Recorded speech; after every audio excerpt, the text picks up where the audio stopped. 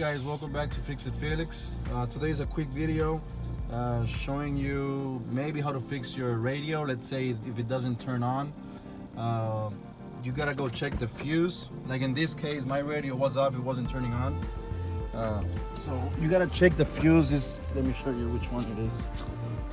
You pop the trunk.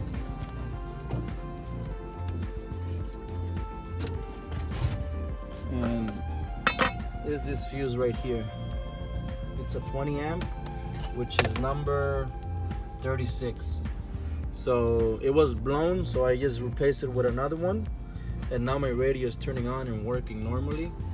So this is just a quick video showing you where the fuse is located, and there's a high chance this will fix your problem. So there it is right there. It's the yellow 20 amp fuse for your radio or navigation or whatever you have in there.